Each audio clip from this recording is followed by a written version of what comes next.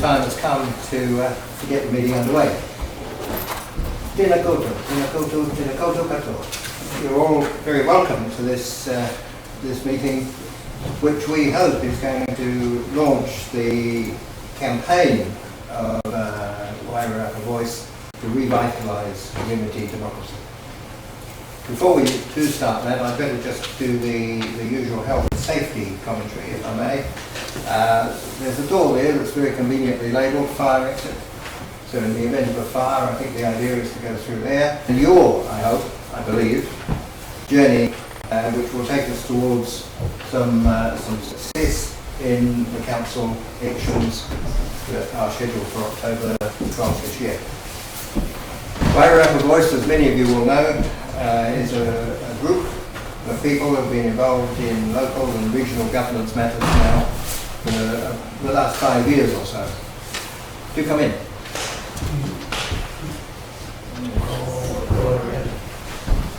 We're trying not to take out the camera.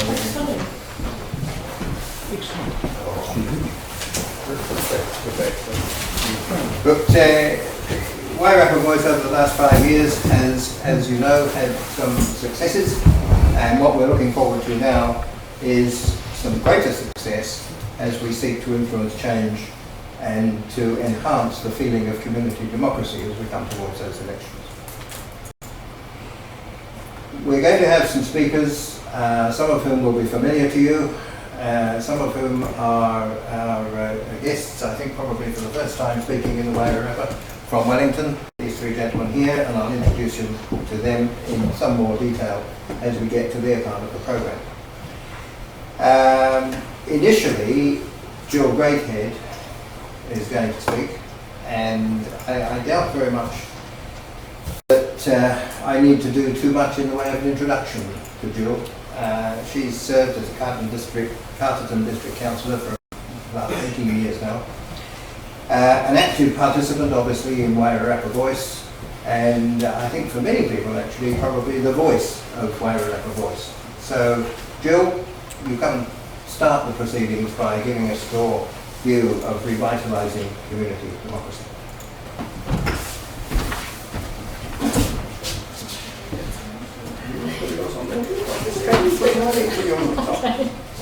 Excellent. Okay, thank you, Alan. So, good evening, everyone. Before I begin, I would like to pay tribute to a very dear friend of mine, Penny Bright, who passed away last October. Penny was an activist who campaigned for accountability and transparency in publicly funded organisations. Some of you may know this, or may not. Penny actually grew up in Carterton, and we went to the same school. Her expertise helped empower Wairarapa communities to defeat the Wellington region reorganisation draft proposal in 2015. This gave Wairarapa Voice a direction and a purpose to undertake the next amalgamation, which was, of course, the Wairarapa amalgamation and Vote Now campaign in 2017. Before Penny died, she presented a petition to Parliament for an independent inquiry into Auckland Council's lack of transparency into contracts managed by Auckland Council's council-controlled organisations. These are known as CCOs. And last month, this was presented to the Governance and Administration Select Committee on 14th of May by one of Penny's colleagues, Lisa Prada, and today I posted that video if anyone of you want to watch that tomorrow on the Wairarapa Voice Facebook page. So I start with saying that I believe people are becoming aware that local government, our current local government system, is no longer fit for purpose. Something different is needed to deliver effective service and services to our communities. Low voter turnout and the lack of interest in consultation processes indicate that communities are not engaging with their local governments. Wairarapa Voice aims to change that. We will motivate people by showing that it is in everyone's interest to be part of revitalised community democracy. So Wairarapa Voice? Well, Wairarapa Voice is a grassroots community group whose successes include raising awareness of and defeating the Wellington Region reorganisation draft proposal in 2015, and again in 2017 we raised awareness about the Wairarapa reorganisation final proposal, which, as you're all aware, resulted in defeat. So as a community group, Wairarapa Voice has demonstrated that we do have a mandate to revitalise community democracy. Since then, we've been active in generating interest and contributing to some major consultations affecting the people of the Wairarapa. Can I have my PowerPoint, Sam? Sure. If it works.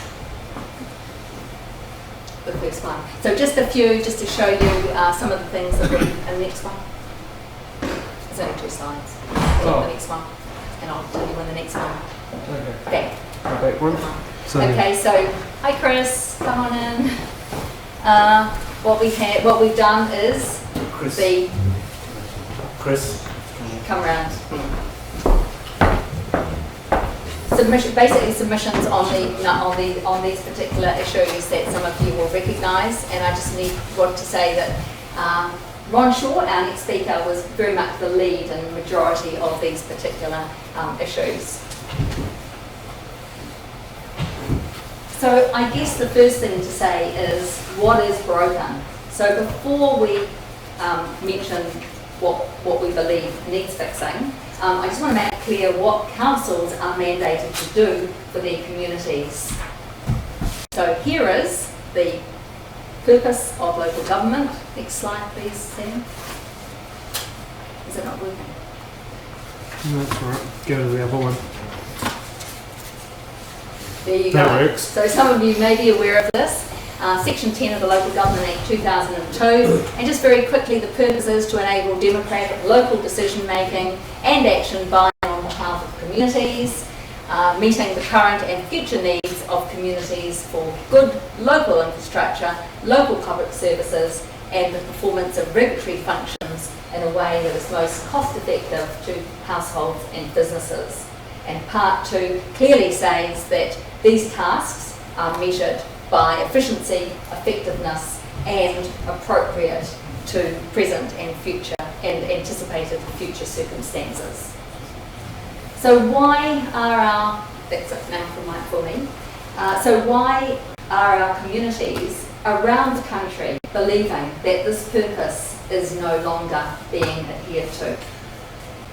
Councils have become increasingly influenced by executive bureaucracies with escalating costs and high levels of debt. Recent incidents call into question the quality of some of the advice elected representatives receive from those paid to support them. And decision making is no longer necessarily based upon an honest, open and logical analysis of issues and consequences. And democracy has become 50% and over wins. So if there are 15 voting members on council, and as long as 8 members raise their hands and say aye, a decision is adopted. The reasons for the contrary vote will often be ignored, and those with dissenting voices are often excluded. So this means that decisions divide rather than unite our communities. When consensus is lost, discord and distrust occur, and then this leads to the potential for manipulation of the decision-making process. And I'll just hold up a clipping on the 18th of May on the John Post. It's probably a little bit small to see.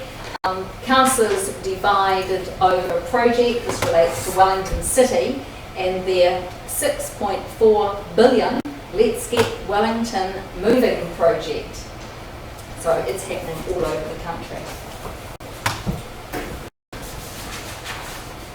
So another reason is rates increases. Here in Carterton, our rates have become unaffordable for many of our ratepayers on fixed incomes.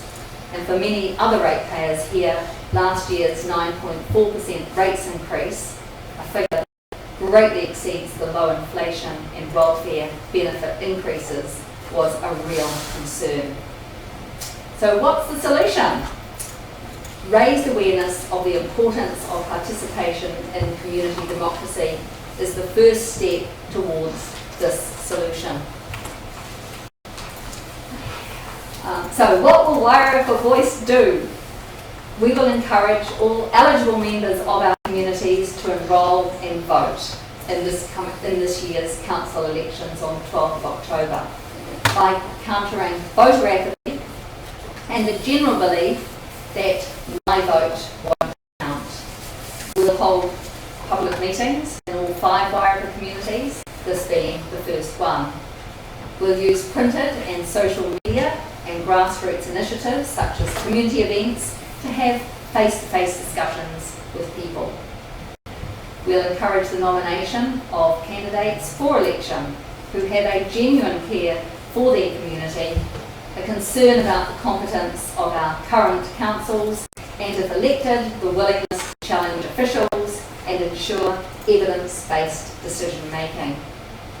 We need candidates with life skills, energy, common sense, business acumen, evidence of community understanding and involvement, and a passion for democracy. And for those of you who are more comfortable working behind the scenes, we encourage you to come forward as mentors to offer your experience, your guidance and support to candidates and for those who get elected. We'll also create an awareness of the principles of good community governance by investigating and sharing about information about models around the world that deliver effective community democracy. And we'll advocate for accountable, transparent and consensus-driven decision-making where Wairarapa communities work together in a complementary relationship with their elected representatives. We'll encourage people to work together to find community-led solutions using the power of the internet. The internet gives us the ability to connect with everyone and to access unlimited information. This creates a wisdom of the crowd, which promotes, again, power to the people. So please give us your details at the end of the session if you wish to be part of a transformation. Clipboards are available on the way out, and you'll be contacted over the next few weeks to discuss your ideas, concerns and contribution. So in conclusion, thank you for supporting this event, and to those, many of you who have assisted me to kickstart this campaign, a very big thank you. I look forward to working with all of you in a collaboration to achieve our end game, and that is to revitalise community-led democracy, encourage voters to enrol and vote, encourage people to step up as candidates and mentors, advocate for community-led decision-making, and lastly, share information on effective community democracy models to bring about the change we believe is needed in local government to encourage power to the people. Thank you.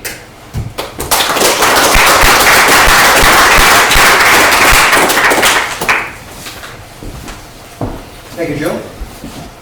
Jill setting the scene there for this evening's discussion. And what we're going to do now is to have some presentations from some people who have been involved with Wairarapa Voice in various ways. And in particular, that is true of Ron Shaw. His website is Unleashed. So we're going to unleash Ron again. He's going to talk to you on just let these people come to him.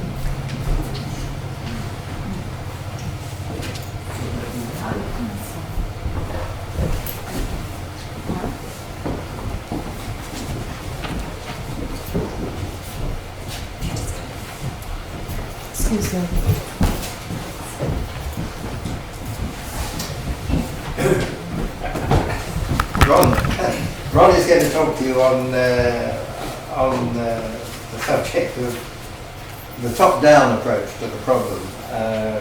Ron, as Jill mentioned, has been an active member of Wairarapa Voice since 2015 or so, when he arrived in Carterton.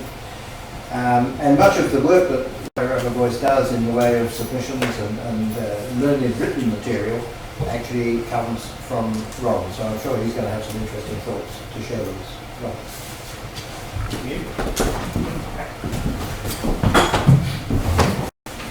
I was thinking that people that came in late, if Billy Connolly was standing up here, would never have let me get away with that. Okay, so I'm a self-confessed expert. I'll own up to it. And I was talking to Jill the other day and trying to get straight in my own head why, as an expert, and I'm quite proud of being an expert, why experts that we come across in local government bug me so much. And so I went off on a bit of a rant, as I'm wont to do, and then I went away and tried to write down what I'd said. So when we were in the middle of amalgamation, a local government manager whom I have the greatest respect for told me that the best reason for amalgamation was so that the Wairarapa District Council could get access to more expertise. 3 small councils couldn't buy the expertise they needed, but a bigger council would be able to. And of course, from that person's point of view, central government kept loading stuff on the councils. They do. They give tasks to councils, but they don't give the funding that's required to deliver them. And so the idea of having an amalgamated council was simply to have more people of competence that they could put up to deal with these things. So I thought about, what does an expert look like? Often in local government they're doing stuff on resource management. So they've done an undergraduate degree, they worked hard to get that 3-4 year degree, and then they went and did a bit of postgraduate studies. So they've got a second set of initials after their name. Then they got a job in a council or in a planning department, at a government department, and they became used to working with like-minded people. They learnt the jargon, they could tell you all about a Section 223 notice or a Section 42 report, and they knew what it meant. And they became institutionalised. They became suspicious of non-experts. You lot. And every time you came up with something, it was always too emotional or too ill-informed. And because they were the experts, they became dismissive. Now you've all been on the receiving end of this, where an expert looks down their nose at you and says, well, what do you know? I certainly have been. And when they get to that point, they lose something. Now, if you think an expert has the right to compel you to do things for your own good, then you're actually in the wrong meeting, because that's not what we're about. Well-informed, engaged individuals like us can contribute to decision making and the creating a way forward for your local community. Yes, we take advice. So if we need something from the doctor, we're not necessarily going to believe everything we read on Dr. Google. Although it seems that with Dr. Google, probably the layperson is better informed than they've ever been. But we take advice and we use expertise, but experts are not the be-all and end-all. And that was the realisation for me, is that expertise is valuable.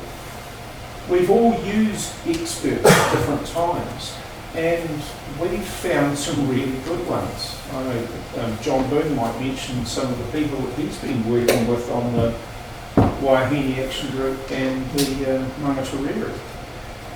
So we still use experts, but in a context. And this is where John Boone has got something to say to us that's really important. He has facilitated a process with the Waihini Action Group that has brought together ordinary people affected by the floodplain management plan, expertise, and some really high quality expertise, put it in a context where people can understand what's being talked about and have their input. And for me, that's what Wairarapa Voice is about now.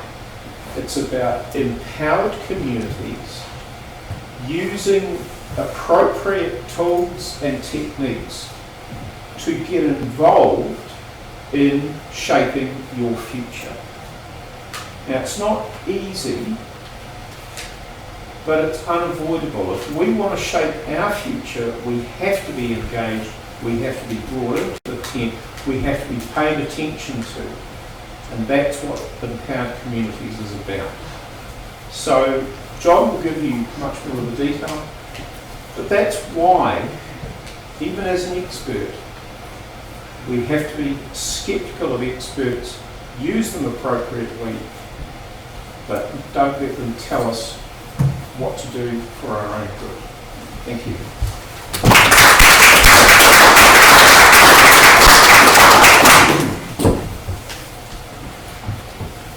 Thank you, Ron. Ron has done a pretty good job of introducing John. John is the individual who prompted the headline in the Times Age, "Volunteer experts save ratepayers millions with Waihini River floodplain plan." John, he was or is the facilitator of the Waihini River Plan project team, and has just taken up a new challenge, which is the facilitation job for the Mangatarere Catchment Plan project team. I think you've had a clue as to the way John works from what Ron has said, and now I invite you, John, to come and talk to us in a little more detail, perhaps. Thank you. Can I pinch the clicker? That's the slides. Yep. Awesome. So, ladies and gentlemen, boys and girls, I'm John Boone. You need to know tonight's a very important night for me. It's my 43rd wedding anniversary, and I'm on a hot date with the girl of my dreams as soon as I get out of this door. So this could be quick. Okay? But quick's good. John, could you just move it just slightly to the left? Okay, I'm going to dance around. Oh, you are? Yeah, I always dance around. So I'm going to walk across to you now. Is that okay? Okay. So, You're out of camera now. can you hear me? That's the best view. That's fine. Okay. Oh, we'll change it to this one. So I'm going to be a little bit provocative, and I hope that it creates a conversation later on. And I'm going to talk a little bit about the bottom-up process. Can't go through any detail tonight as much as I'd like to, and there's been this massive build-up of expectation because of time. But basically, what we're doing and what we're trying to do here is to create a bottom-up movement. And the stages and the things you need to do, what I'm going to talk about at a headline level. You have to find a centre of passion. You've got to find something that people in your community are really passionate about. It could be the local government representation itself. You have to build a team from people who are prepared to give something of themselves for it. And the Americans talk about 3 stages in life: learning, earning, and returning. You want to find people that are at the returning stage of life, where they have time and effort and energy and expertise to give to the project and back to the community. And in the Wairarapa, in the EU, they talk about butter mountains and wine lakes. In the Wairarapa, we have a skill and expertise in our team of people who have lots of energy, lots of time, and amazing skills when you get to know people here. And they can give you those skills. Just about anything you need, you can find. You have to negotiate your key interfaces. Who is it you're going to be interfacing with to actually get this done? And then you need to get the community seriously engaged on their terms. How's this going to go? Okay. Sorry, that's.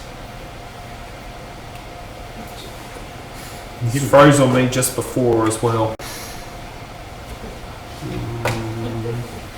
Okay. So I'm going to talk to you about the constituency that's changing in your community and in the Western world. And that is that the intergenerational change people are talking about being about to happen has already happened. What you need to know is our average age in the Wairarapa, South Central Wairarapa, which is about 50 years old, no longer represents the constituency. It's getting lower in terms of voting age. And we, most of us in this room, are from the baby boomer generation, or in my case, the long-tail baby boomer generation, off the end of the baby boomers. And if you look at the breakdown of voters in New Zealand, you've got baby boomers out to here, and beyond that, you talk about the millennials and the generation after millennials. They are now the majority of people of voting age in New Zealand. They will now run this country. All they have to do is register and vote. Okay, and they care about things that are very different, and their perspective is very different from the baby boomers' perspectives. Okay, they care about things like climate change, animal ethics and conservation ethics, discrimination, mental health, are big issues for those generations. Things that we might not have had at the top of ours in our time. Okay, and they are quite cynical, and they're extremely aware. We might use Facebook, right? They're down there using Reddit, and in Reddit you front with the facts, you front with the research, or you have no credibility, and that's the conversation they have. Okay, they are now more than 60% as that next generation of voters in New Zealand. The world's about to change a lot. Okay, so what about those facts? Well, the half-life of facts in this world is now less than 45 years. You know what the half-life of facts is? Okay, things that you were taught at school or in your early career or in your further education aren't true. Okay? On average, science displaces old facts with new facts that change understanding in less than 45 years now. Okay? So all that stuff that you learnt at school is probably not true anymore. And that gap is narrowing and narrowing and narrowing as science accelerates, largely because of the internet. Okay, and new technology. So the way voting happens is now changing quite dramatically. Okay, so what you thought you knew, you no longer do know. Is this going to work, or do I give it up? Or... brilliant. Oh, I don't like that, thanks. Okay, so local government. How fast has that changed? Not a lot. Local government, as we know, it started in AD 700 in Anglo-Saxon times. Woods, Wittens, boroughs, all happened there, right? The Normans messed around with it, but in 1835, it settled down in the late Middle Ages. By 1835, it was governed by statute and law. Just in time to settle New Zealand for the Pakeha, and just in time to say, here's how it's done, folks, there's the blueprint, like everything else, right? Came from Mother England. And it hasn't been modernised properly since. Okay? So if you were in an 1835 council meeting, how much of what's going on in a current council meeting would you understand? Pretty much all of it. Right? Remember what we just said about what's changed in the world?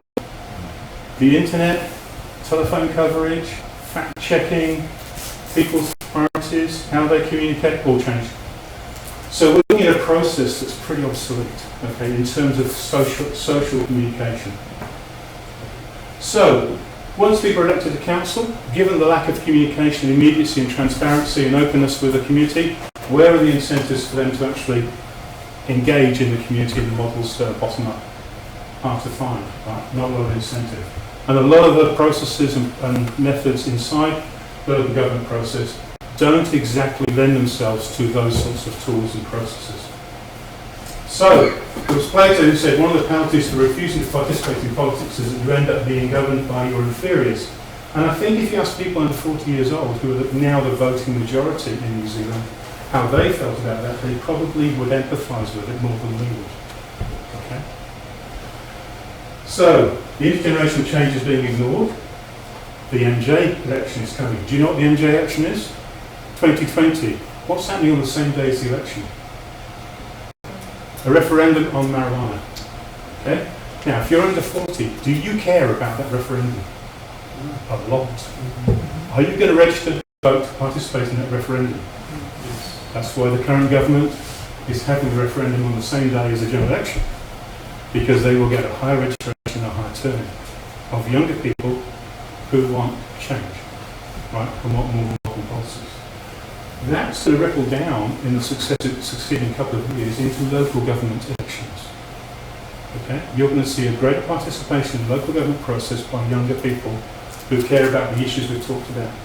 I'm up for debate on this, but these are the stats and the facts I'm finding. Which way do I point it here? Well, this receiver. No, there's this one.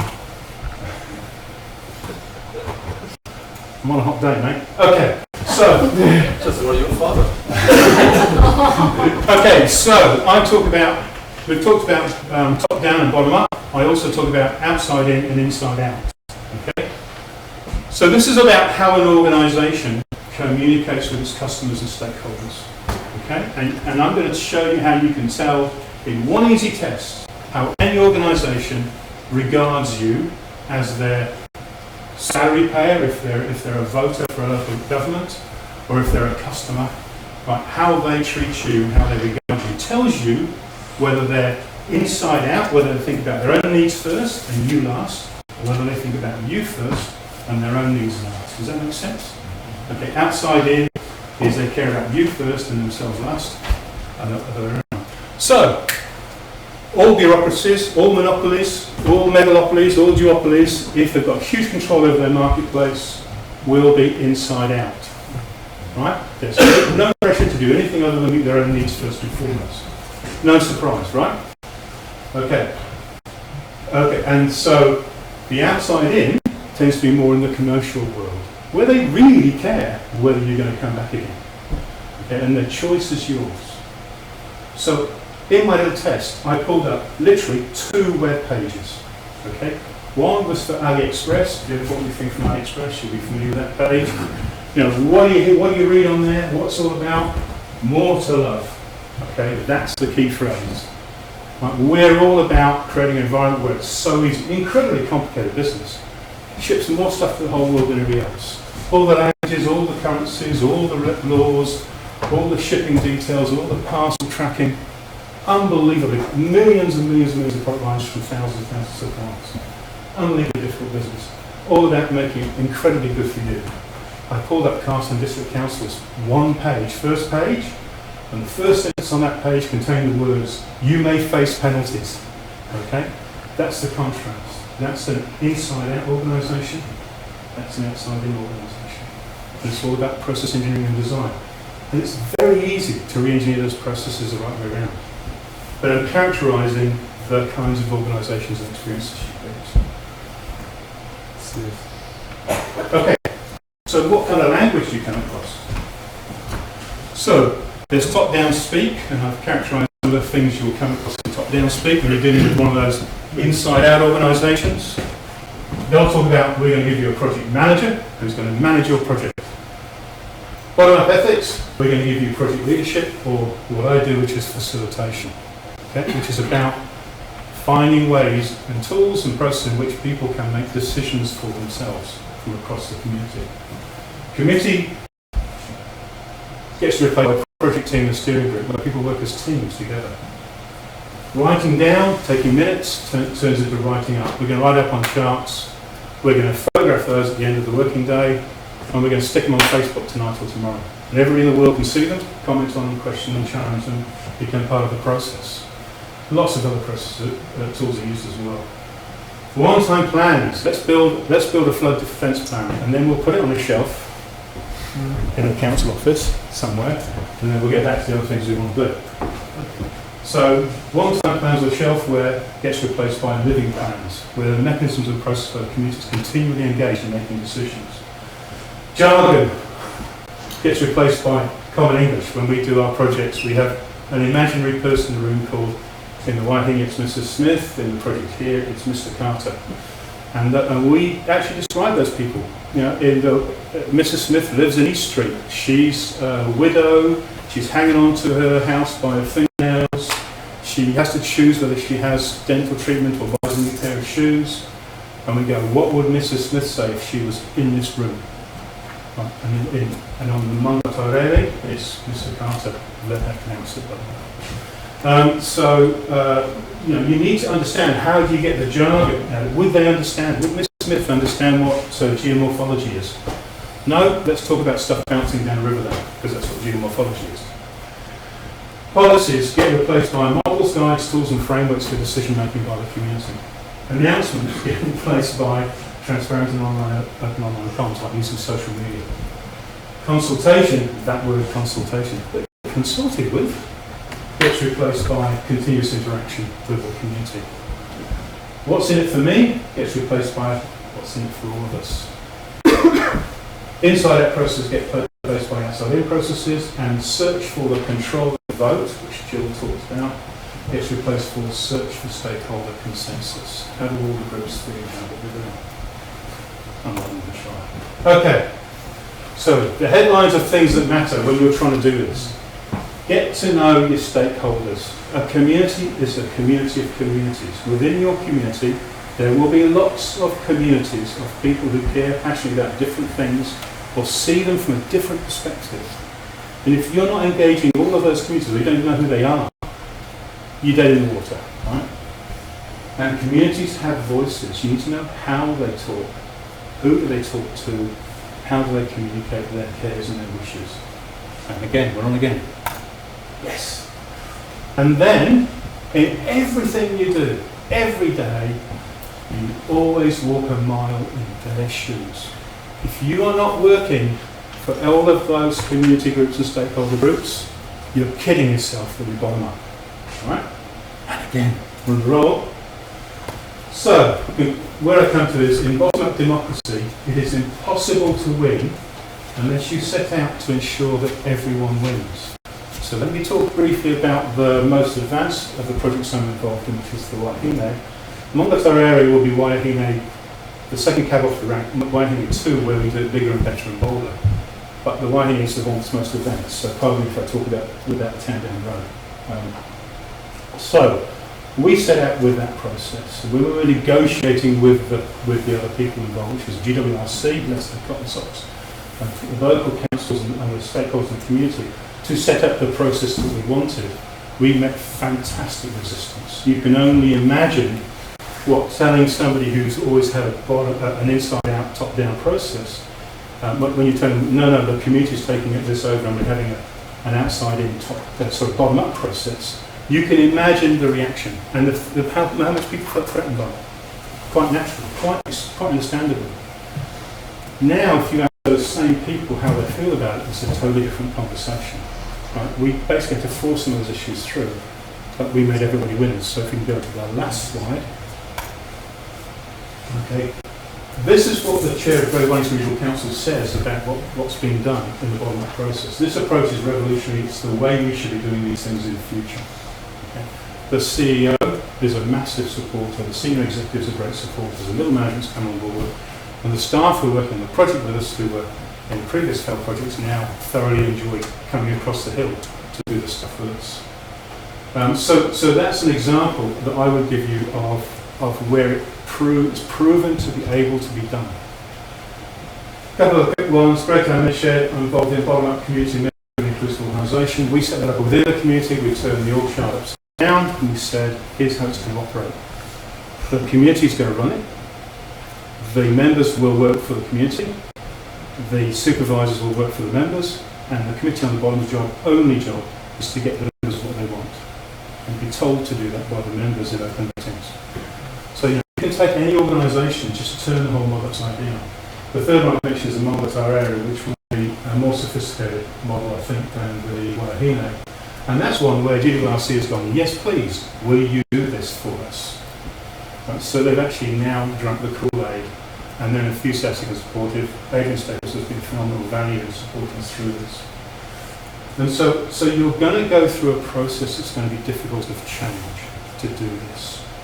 Even if you get control of the more than half the votes on the councils, because you get all the right people involved, you involve all the right communities, you're still going to have to see a movement from the past to the future to doing things in a new way and learn all those models and processes and tips and tricks. Okay? Now, how many people do you have to get on board to bring localism to the Wairarapa? Let's pick Carterton, we're in Carterton. How many people have to support you to do that? Well, the evidence is that if you can get, if you've got 3.5% of the voting population to start to get involved in protesting with you for the change, you will sooner or later get that change. If you can get, if you're standing as a candidate, and you only need just over 1,000 people to want you to do this as an individual, and you'll be a councillor. I think it's in South Africa, it's slightly less, and obviously in Marston it's more than 20,000 people in Marston. The numbers are very small. This room is a perfectly strong lever to go and achieve that outcome if you want to. It's all doable, it's all been proven. The numbers are all in your favour. But my humble advice would be take those younger generations with you, because they will run the cutter when the time comes. Thank you. I'm going to hand over.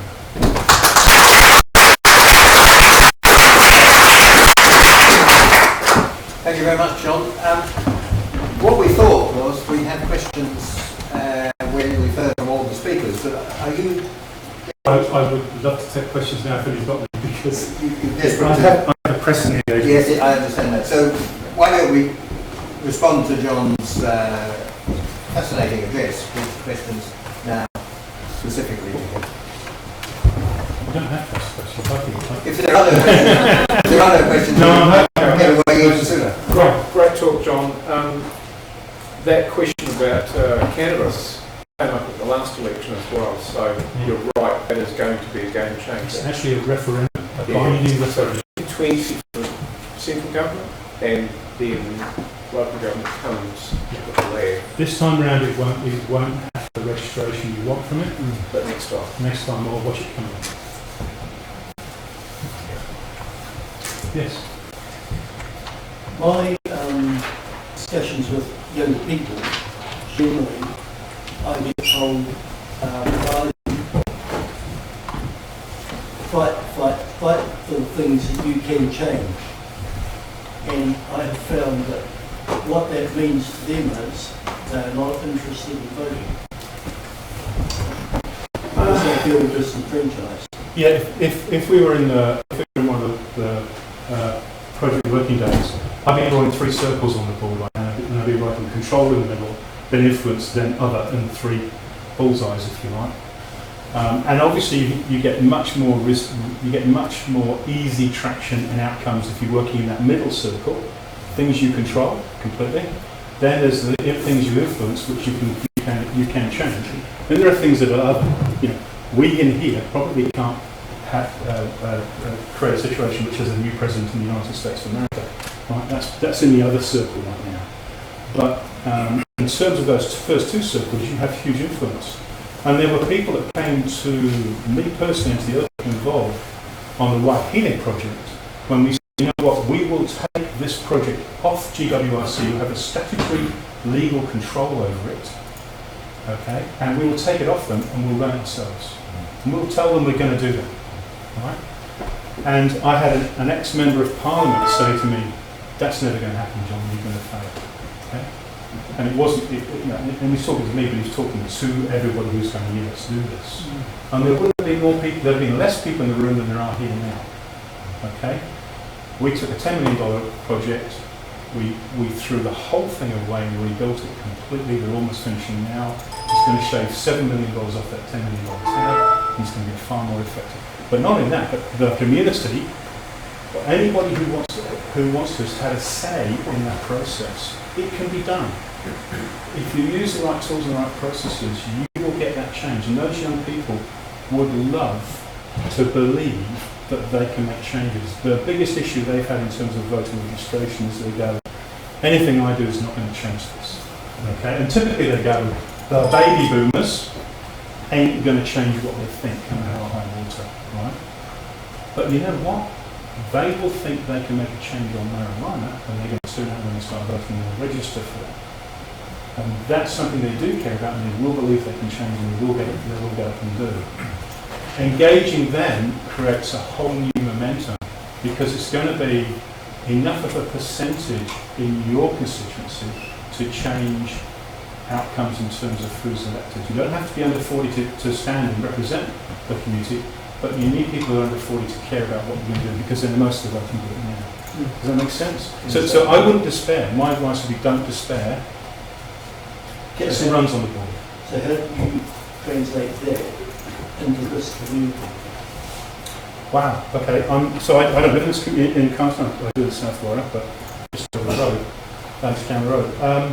I think you find issues that people care about, and you start to organise yourself around those issues. You know, find the stakeholders, find the thing, find a centre of passion, find 3 or 5 issues that people will turn up and vote for in local government, and get to know what all the different communities within your community think of those issues, understand where they come from, try and work out where everybody gets a win, and in that I include the council and the council staff.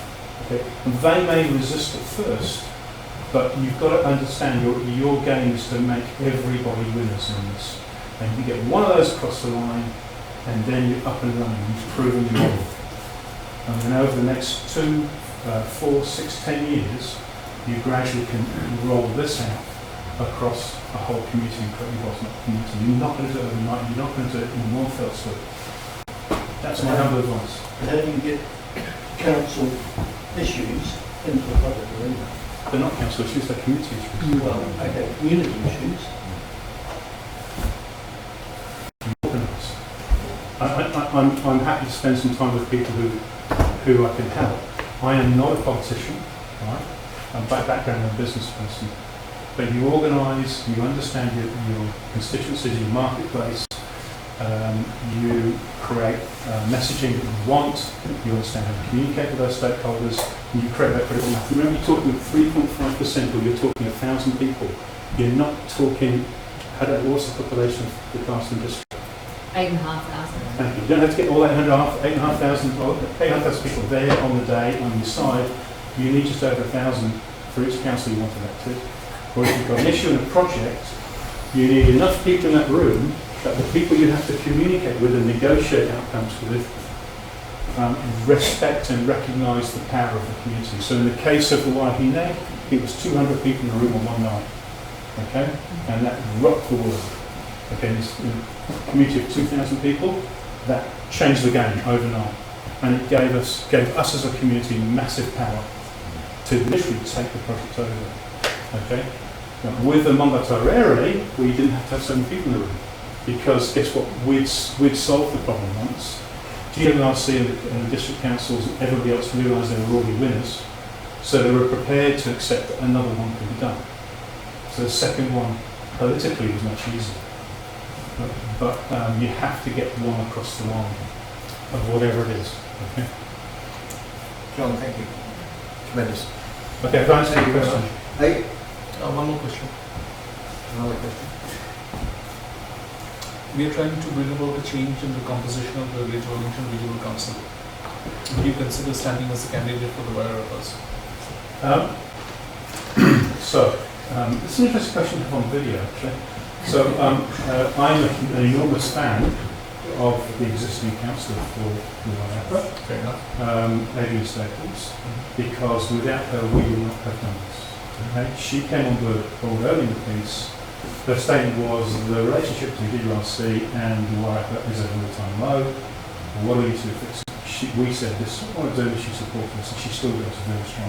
And she's been magic to work with. So I would not stand against Adrian.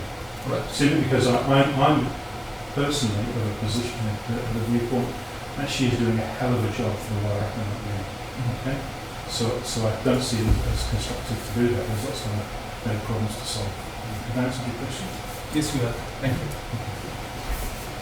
Thank you very much. Thank you. Enjoy the evening. Thank you.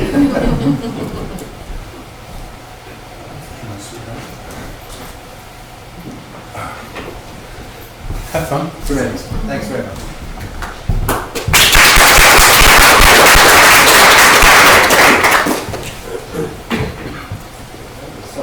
Carterton is still open.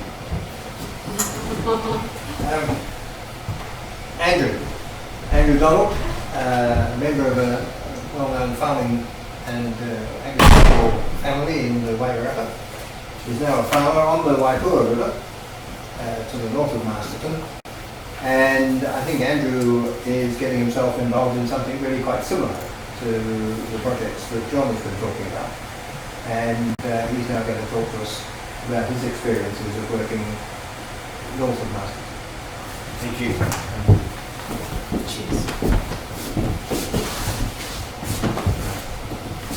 Good evening. Look, I was asked to talk to you tonight, and I was told that I could think of my own ideas for the speech. And the thing that is coming to me from my meetings with people that have spoken tonight already is that collaboration is the key. So that was the topic of my speech.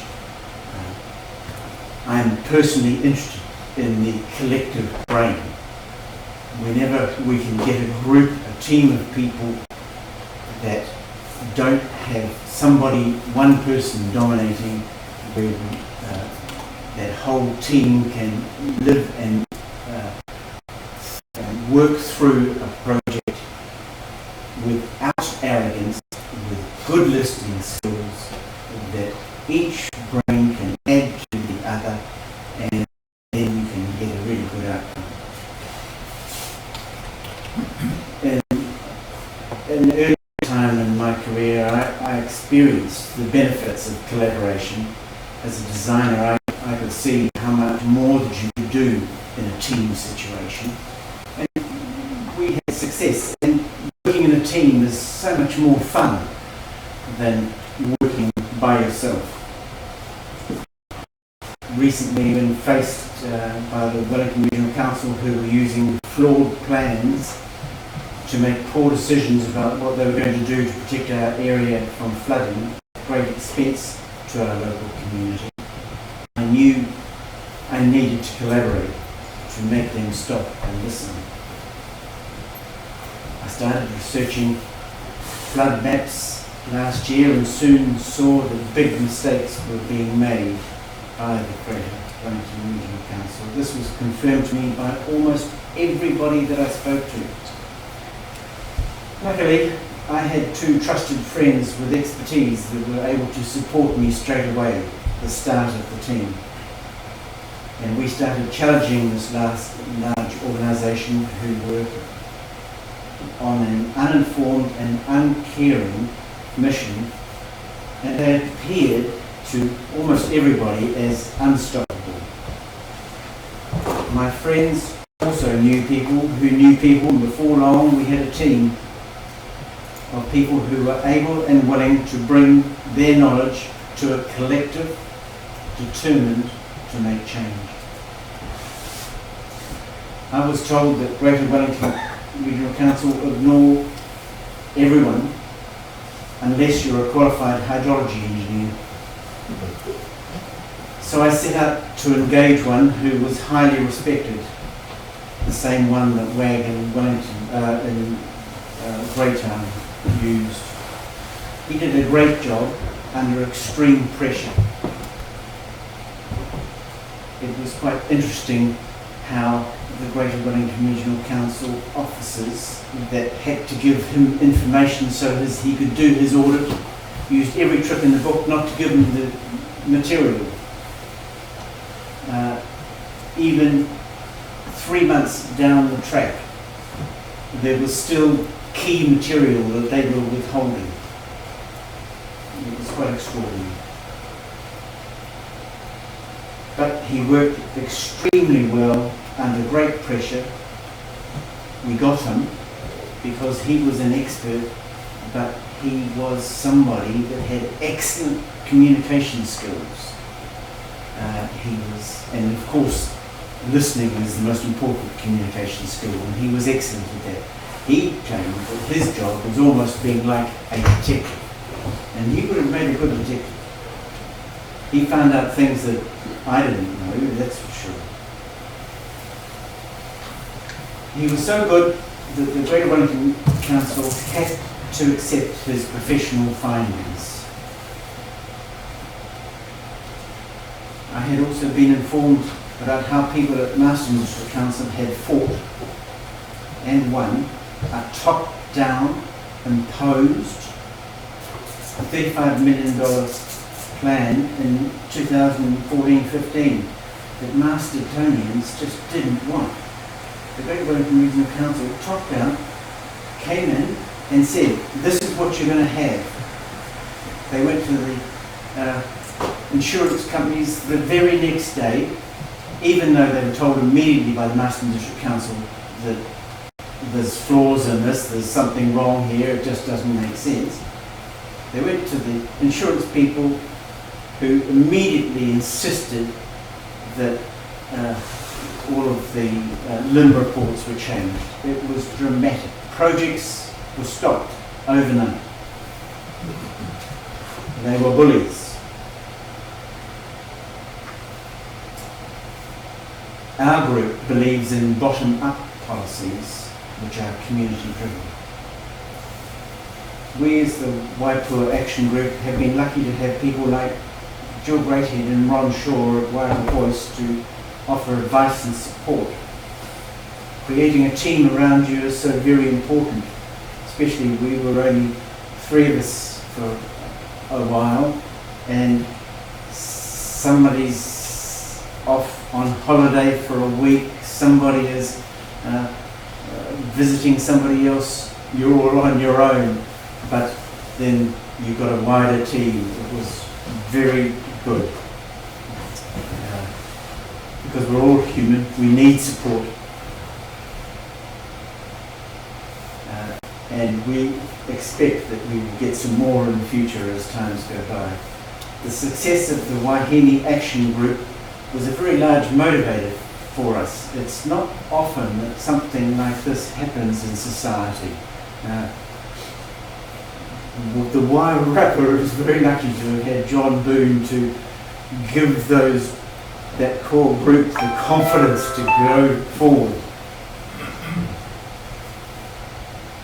So what has come out of our successful challenge to the Regional Council is the recognition that local knowledge and expertise is vital in any decisions that are made that affect local communities. Working as a team, using local knowledge and expertise can bring about change. We, the Waipua Action Group, anticipate that as a result of our involvement that major financial savings will be made.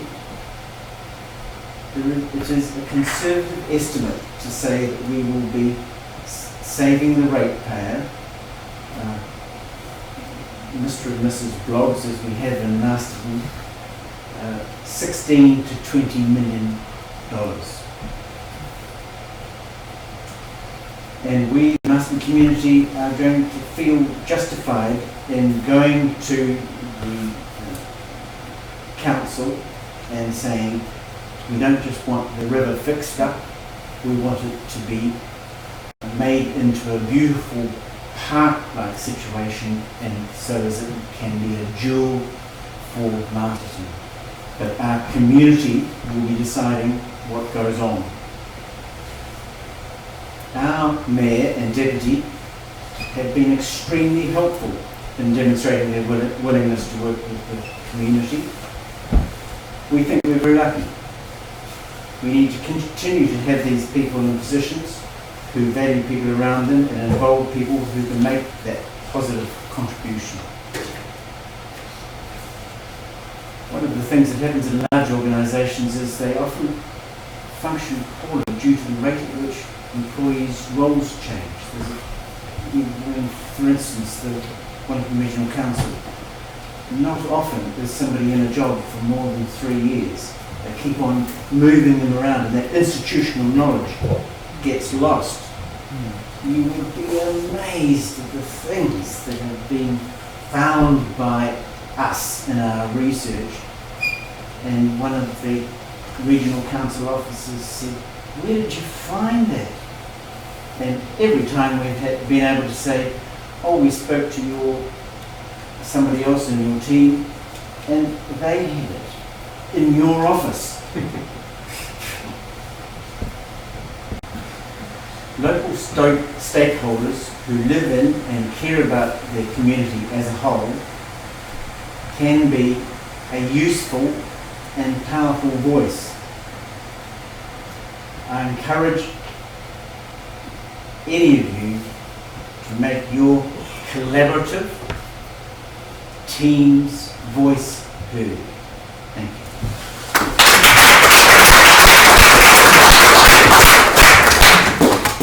Thank you, Andrew. Collaboration following the success of those further south, obviously moving north. What we're going to do, as I said, is to invite questions at the end of the presentations. And so now I'd like to introduce our three visitors from Wellington. Anand Kachuni is the librarian in the Parliamentary Council's office. And they're all interested in the regional council. They're all interested, I think, in standing for the regional council. Yes. And they've come along tonight to talk to us about what they see as the situation as far as the regional council is concerned from a Wellington point of view. John Parker. John Parker is a rural firefighter. He is a past president of the New Zealand Fire Brigades Institute. And Sam Summers was a candidate for the regional council in 2016, as the other gentleman. Oh, just John, not me. John and Sam stood last time. All right. Okay. Your ambition is coming next time. This time. Yeah. And Sam, of course, as you know, I think many of you will know, makes a good cup of coffee. Well, we can bring the coffee machine over at some point. Yes. So the three of them together want to show you a brief film and then respond to some questions rather than actually making a speech. That won't necessarily stop them from making speeches, but the idea of the presentation is that they respond to questions. So over to you now, Sam. Okay.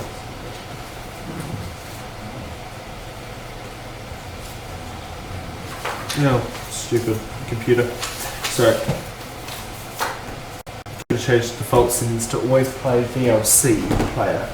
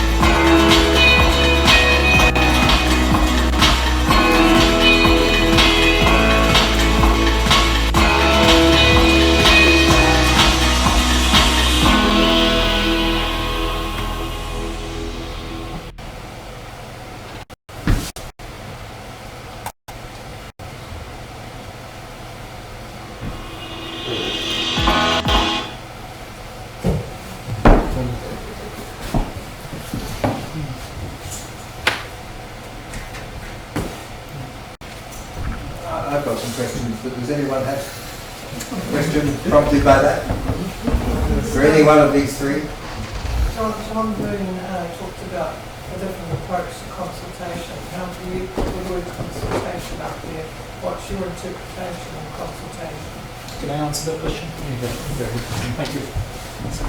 This is really important for me because, as Alan said, I'm a librarian. So, in case you were expecting to find a lady with a bun and horn-rimmed glasses and pearl necklace, I'm really sorry to disappoint you. But I'm really passionate about what I call democratic values. And these 5 values, to me, represent the core of democracy as practiced by local government. So to answer your question, consultation as we have seen it happen is more like a checkbox exercise. The approach that we would be interested in, and at this stage I speak for myself, this is my view. Traditionally, councils have relied on one voice, and that is the voice of officials. So the officials present papers, members practically rubber stamp the decisions that officials recommend. When an exercise in consultation is carried out, it is usually for the purpose of show. So yes, we will consult, we will seek your views. We might even record your views, and that's the end of it, because the decision has already been taken. A genuine consultation process does not rely on one voice. It does not rely on the voice of officials alone. A genuine consultation process takes the voice of the officials and places it alongside the voice of other stakeholders, particularly your critics. Because if you can't listen to your critics, then you're actually headed for trouble. And we have seen that happen in Wellington with the bus disaster. So to answer your question, my interpretation of the word consultation is bringing as many diverse views together, placing them on a platform, making it transparent for all stakeholders to do. We have the technology today. Wikipedia has been going on for more than 15 years. The technology is there. What is required is a change in thinking, a change in culture.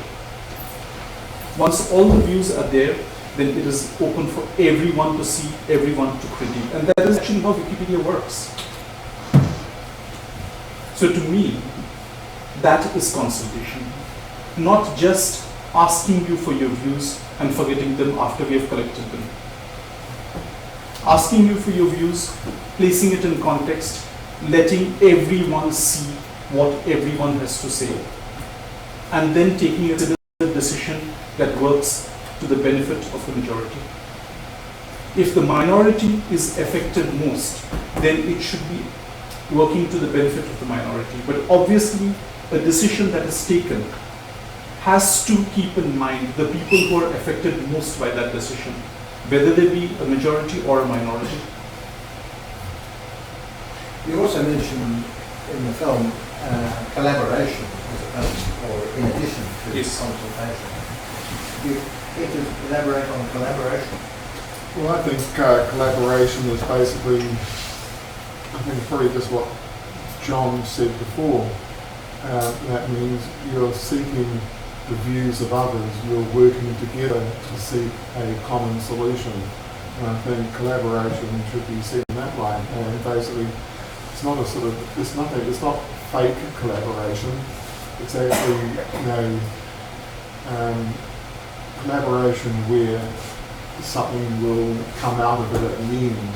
So there is a purpose to it, and there is a vision for it. So it means basically, for instance, with some of these schemes that you have in Wairarapa, you've taken charge of it really, and basically, and that's because you've actually learned how to work together. In fact, hopefully, you've taught the Greater Wellington Regional Council something about collaboration, and that how that basically, when you do have collaboration, you can also, it really means that you can probably have a job done for half the price at twice the value, because you've got everyone working together, and you're not excluding people, there's important voices to be heard. My experience of that is last year listening to the mayor telling us that You're seeing Carterton? sorry, In the master of the Met, Carterton? Carterton, telling us in a meeting, which was reportedly a collaboration, etc., that they were there to seek our views, etc., etc. And then 4 days later, the CEO telling the councillors that it's too late in the process. How do we bring your process into our local community? Well, the best way to sit there and work with that is voting councillors who are not going to be yes ministers, basically are going to force the CEO that to say no, the decision cannot be made before the event rather than after the collaboration has been done. And as you're saying as an example there, it sounds like, you know, the councillors wanted, not the councillors, the paid officials wanted to rubber stamp things in advance when reality they and basically said, oh well, we're doing this so we look like we've done the job, but they really haven't. And I don't sit there and see that as being transparent. And the best way to sit there and do that is be transparent about the process. Publish all the ideas, have them broadcast live, that sort of thing, and that will at least get rid of the rubber stamping process, and also have other experts in the room, because many experts within the community can provide just as a valuable resource as those who are paid big, wacky, fancy figures for the job. And as such, if we haven't done by the community, we can get a better result at a cheaper price. In my experience, it's extremely difficult to get the truth published out of the council. And that's where things Extraordinarily need to change. difficult. Any question? Yes, I just wondered, what power does an elected representative have to enforce the will of the people upon an intransigent council employee? I'm thinking of some issues we have in Martinborough. I think, sorry. If push comes to shove, can you push and shove? If you say, I've got 1,000 people behind me, if you're elected representative, you've got to do what we say. To what extent legally are you able to do that? Can I answer that as a former Carterton councillor who had to resign, because this is exactly the situation I found myself in. That there was quite often 2 or 3 of us saying the community wants this, and I was often challenging the CEO, and I was labelled a troublemaker, and I was bullied, for want of a better word. And so I felt I had no other choice but to resign. Because it's really difficult if you're in the minority as an elected member and you're constantly fighting. So I was constantly challenging and asking for information. And I was repeatedly told to get back in my box and to stay quiet. And it got to a stage where I was thinking, no more! I can't do this anymore. So actually resigning, to me, was making a bigger statement than trying to stand up and represent the community. So that's what happens if you're in a minority on the council or the electorate. As an elected If you could, member. I mean, I thought a good trick might be to get the community to say, you know, vote for this entire 6 or 7 people, vote for this entire team, and the problems will be over because they can all do joined up thinking because they've improved it.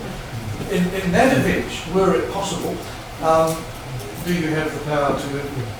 I just, if I could just sort of continue on from that, I think the impression that I've had of councils for a good number of years is that it's a tail that's wagging the dog. And I think we're all here pretty much agree that we've got to turn that around, and it's got to be the dog that wags the tail.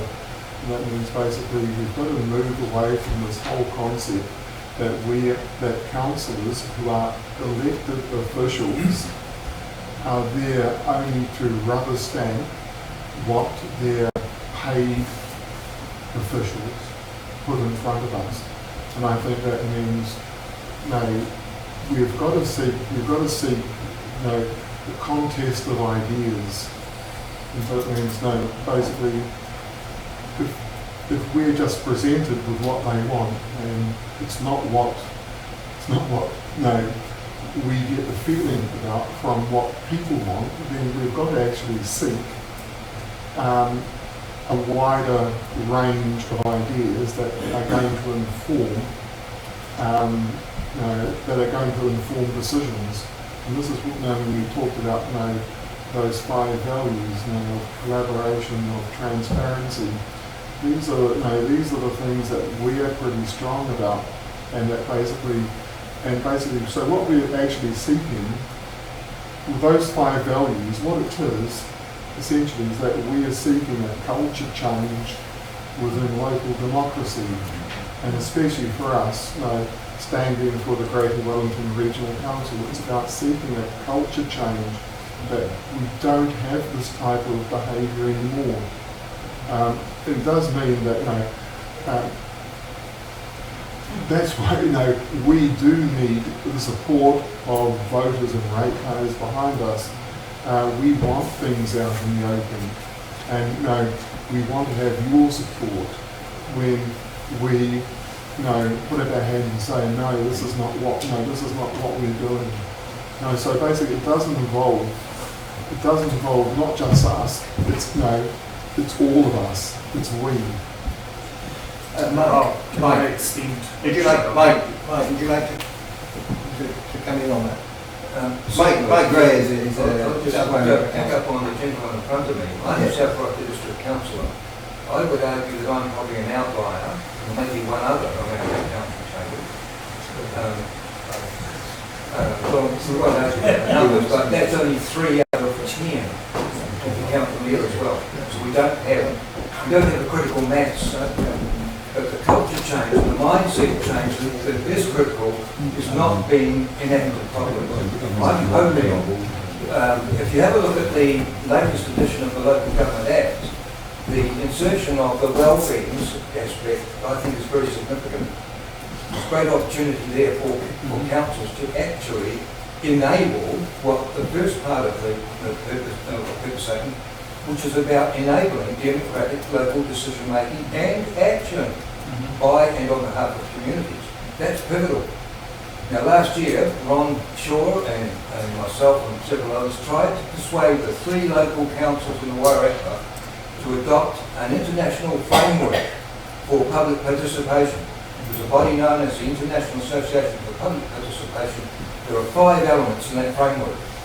One is to inform people, the second is to consult, and as we know, that's where it ends as far as most local authorities are concerned. Done very badly.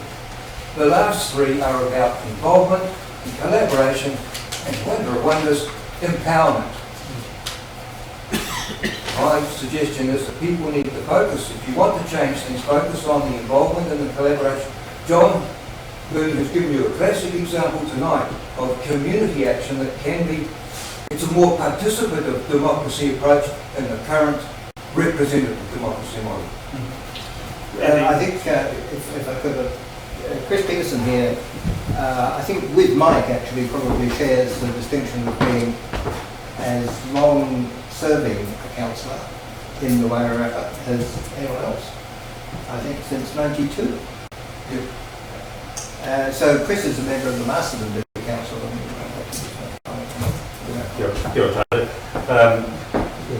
Some of the comments here tonight, I think, makes me wonder whether our councils are in Sudan or Burkina Faso or behind the Iron Curtain or something. And I think quite a lot of the comments have been just frankly unfair. It's not to say that there doesn't need to be change in local government and local councils, and there's heaps been written about community-led, about bottom-up, about participating democracy, about not representative democracy, moving on from that to a more recognition, I think, that we're now dealing with a constituency that have higher levels of education. I mean, when in earlier days, when most of the people had left school, got to standard 6 or whatever, and then went into the workforce, and when you probably needed to make decisions for people rather than with them. But we're moving away from that model. And I think, you know, you would think from the comments I hear tonight that local government aren't aware or even interested in some of these issues. Well, Local Government New Zealand, their conference coming up in July, the whole theme of it is about localism and about local democracy and about how we can put in place some of the principles that you people are espousing here tonight. And in fact, we've had a localism symposium in Wellington earlier this year from Local Government New Zealand, very well represented by people from Carterton. And so, you know, and I think I mean, you've talked a lot about, you know, collaboration and you know, transparency and, well, collaboration in particular and working with people. But then your very language is talking about us and some other, in this case, the council. And that's not the way to constructively find a way forward, which is a blend of what the community want and what the council are able to deliver. I would take issue with that as members of South Wairarapa, Featherston. You are saying that if you work hard enough at it, they will listen. But if you can do that with South Wairarapa District Council, you're the first person on the planet. Each council is different, and I've got no idea what happens in South Wairarapa. There is no I can only speak for my council. There is no transparency whatsoever. Well, that may be so, but I just can't comment on what. I think Chris's point is, he understands. Chris's point is that he knows what happens in Marsfield. He's commenting on that. Mike, come back on that. One of the issues that's been raised by one of the speakers at the front there, one of the issues that's been raised earlier is a serious one, in fact. It's about, you know, who actually runs the local authority. It's a serious accusation that I could be accused of making. I believe that a lot of local government in this country is actually being run by management, not by the elected people. There's a book called Standing Orders. It's a process-focused thing, and most of those processes, if you examine them carefully, don't have a hell of a lot to do with democracy and governance, in my view. It's more to do with the machinery, how to get things done in the way that management wants it. That's a major problem, as I said. It's been built up largely by managers over a lengthy period of time. I believe that process started sometime in the middle of the 90s, and it has evolved. And you've only got to look sometimes and listen to what senior officers say when they respond to issues that have been raised by members of the public. And what you hear a justification of the process in the standing orders. But can you sack Sir Humphrey?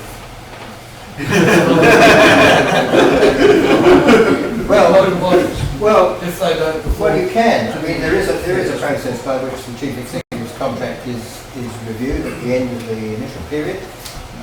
It can be renewed if the council agrees for a further 2-year period. But after that chief executive cannot continue unless reappointed as a result of a public process. So yes, you can. Now, we're coming close to 9 o'clock. We've had a very interesting discussion on that particular issue, but I'm wondering whether any of you would like to ask questions, clarification of our speakers earlier. Ron is here, Andrew, these 3 gentlemen from Wellington. John has gone, but you've heard, I think, quite a lot of what John has to say. Thank you. No, this has been a magnificent evening. No, I think I might have learned a lot. Amalgamation has been mentioned, I know, and I'm not going to rave on about amalgamation, but 30 years ago, there was a massacre in Tiananmen Square today. 30 years ago, also, the first amalgamation was descended on the Wairarapa, it's eliminated 2 councils, from my understanding, which meant that South Wairarapa is sort of way over there in Martinborough, and there's a big gap. Now, I know that there are intelligent people in both Featherston and Greytown. I've seen some of them tonight. How do we support those places where there's no councils, which could sort of even the whole thing up? I don't know how we do that. But I know we can advise them. I know that we're going to have meetings in the centres. But how do we sort of support them so that they really feel as though they might have a council there? And we're not an autonomous republic, so we can't just make one. You mean a physical presence? Yes, or something like that. I don't know how we do it. Because In the I think it's three towns. Well, Mike, you're the South Wairarapa councillor. Do you want to respond to the question of a physical presence? I think that what has been highlighted is quite a serious issue. It was. November the 1st this year was the establishment of a whole new regime of local government in New Zealand. Regional councils were established. District councils were created. In the South Wairarapa there were 4 local authorities with 3 boroughs, Featherston, Greytown, Martinborough boroughs in their own right. Elected mayors, elected councillors. You also had, surrounding the whole of those 3 communities, you had the Featherston County. In the amalgamation process in 1989, all 4 of them were combined together to make South Wairarapa District. Carterton had 2 councils, Carterton South County and Carterton Borough. I'm not sure about Masterton, they had 2 similar Borough and county. So there was a big change in that way. I think one of the issues here is that, yes, there has been a loss of voice by the communities, notwithstanding the fact that in South Wairarapa, because of what happened in that amalgamation process, Brian and Elwood agreed that something needed to be done to protect the identity of those 3 urban communities. He created community boards. Frankly, they were not a patch on what the old boroughs were. I was speaking to a couple of local people just the other day, and they'd be moaning the fact they don't know and they don't care about the community board. They don't have a sense that they have an identity that they had 30 years ago. So there's an issue that's got to be addressed as part of this ongoing democracy, change in democracy. Appropriate powers for community boards. In the Swiss system, we'd have all those. We'd have 2 mayors in Carterton for a start. We'd also have, in terms of numbers. we'd also have local income tax. Yes. Each town in the South Wairarapa, each town in the South Wairarapa has 3 councillors for that ward, apart from the community board that represent the town. But if they're outweighed, which being Featherstone, we've got this problem that is very outweighed, nothing can get done by our councillors, virtually. But they just find it virtually impossible to get anything done. So 2 of them rubber stamp it. Just to change the subject, I think the evening is getting towards the end, but you made a comment earlier about whether John Boone would stand as a councillor. We have found in the Wairarapa what he's been able to do through his lateral thinking, different approach, is facilitate some real change. He has successfully convinced the present chair, who is resigning, who isn't standing again. Is that confirmed that he's not standing again? Sorry. Chris Laidlaw, or are you Yes. talking? Chris Laidlaw. Has Laidlaw confirmed that he's not standing again?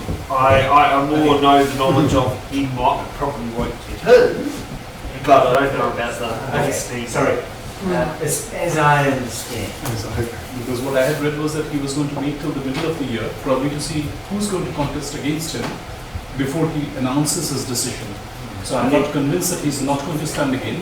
Okay, so And also, my comment is, if and when you get in, perhaps you need to have a consultation session with our Greytown expert to make sure, if Chris Laidlaw isn't there, if he seems to be convinced on this process, please make sure that his communication systems and win-win attitudes that he employs very successfully are taken through to the next council. I think I can see that we are all very impressed by John Boon's presentation.